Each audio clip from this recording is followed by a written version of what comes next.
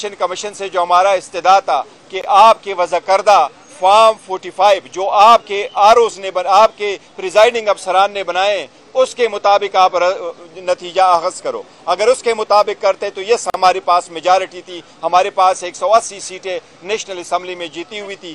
कानून में यही लिखा है कि हर आज़ाद उम्मीदवार के पास हक है वो 3 दिन के अंदर अंदर अपने नोटिफिकेशन है जिस भी पॉलिटिकल पार्टी का लफ्ज़ लिखा हुआ है, जिस भी पॉलिटिकल पार्टी को वो ज्वाइन करे उनकी स्ट्रेंथ पे एलोकेशन रिजर्व सीट उनके पास मिलेगी।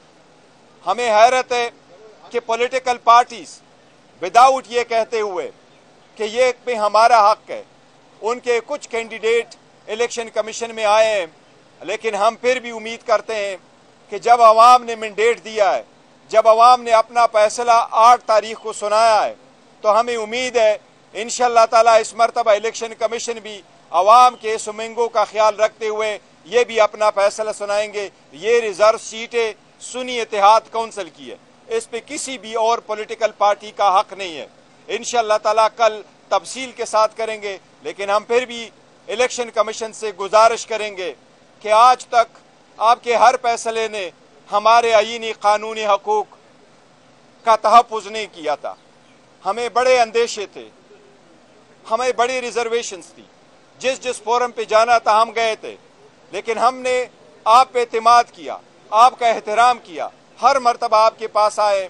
हम उम्मीद करते हैं इलेक्शन कमीशन फोरम पे इस मरतबा जरूर खुद ये सोचेगी कि ये इनका फैसला इंसाफ पे मबनी होगा। मुझे उम्मीद है इंशाअल्लाह कल फैसला होगा और इलेक्शन कमीशन से ये भी इल्तिजा है कि कोई भी फोरम जब तक रिजर्व सीटों का फैसला ना हुआ हो तो कोई भी सेशन नहीं हो सकता, इंसाफ पे मबनी होगा। पंजाब का सेशन गैर कानूनी तरीके से हुआ, सिंध असम्बली का सेशन गैर कानूनी तरीके से हुआ, नेशनल असम्बली का सेशन अगर होगा वो भी गैर कानूनी तरीके से होगा, क्योंकि पहले सारे फोरम्स जो है, चाहे हाउस है नेशनल असम्बली का, चाहे वो प्रोविंशियल असम्बली के, उनके सारे मेंबरान के नोटिफिकेशन हो जाए, उसके बाद असम्बली बुलाना लाजिम है, उससे पहले नहीं। इसलिए कमीशन से दरख्वास्त है कि इसका भी नोटिस ले और हर सूरत में कल इन सारे रिजर्व सीट पे फैसला फरमाए। निशान पे इलेक्शन नहीं लड़ी, ना ही जीती है, तो फिर आप कैसे रिजर्व सीट्स की डिमांड कर रहे हैं? देखिए, मैं आपको वो लीगल इशू है, देखिए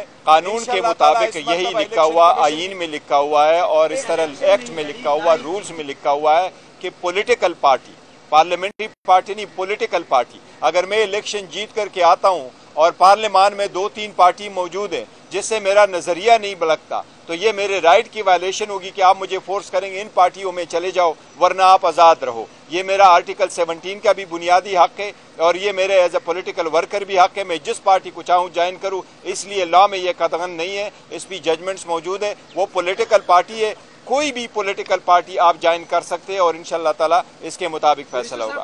आपकी दरख्वास्त के खिलाफ जो रातों रात उन्होंने बाकी दरख्वास्तें कबूल की है, तो इससे तो यही तासुर लगता है कि आपको जो रिजर्व सीट बख्शी से ये नहीं दे दें। नहीं, इंशाअल्लाह ताला ये नहीं, वो इलेक्शन कमीशन ने दरख्वास्तें सारी सुननी है। जिस तरीके से उन्होंने कहा कि बाकी पॉलिटिकल पार्टीज ये तो ग्राउंड पे भी हार चुके थे, ये जनरल सीटें भी हार चुके हैं, ये रिजर्व सीटों के पीछे आए हैं, ये कोई माली गनीमत नहीं है। इंशाअल्लाह ताला इस मरतबा इनको ये नहीं मिलनी।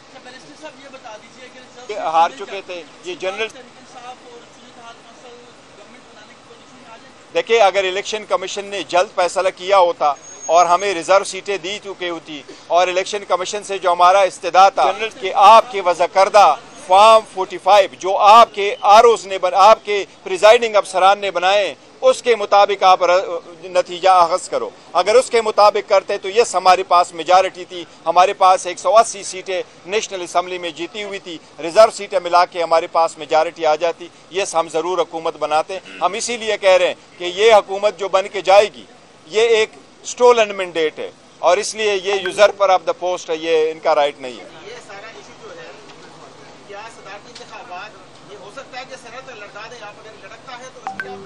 नहीं, लटकेगा नहीं। देखो, इसका बहुत बड़ा इम्पैक्ट है। ये सीटें चाहिए होती है आपको, इवन स्पीकर डिप्टी स्पीकर के इलेक्शन में, सेनेट के इलेक्शन में, प्रेसिडेंशियल इलेक्शन आ रहा है 9 तारीख के, उससे। लेकिन हमें ये उम्मीद ज़रूर है कि इन सीटों का फैसला भी जल्दी हो जाएगा। जिस तरह उन्होंने क्वेश्चन किया, नेक्स्ट फेज इसका ये होगा कि इलेक्शन कमीशन इसके लिए शेड्यूल अनाउंस करेगा। जो रिजर्व सीटों पर हमारे कैंडिडेट्स आएंगे उनका नॉमिनेशन पेपर होगा। हम वो भी इस्तदा करते हैं इलेक्शन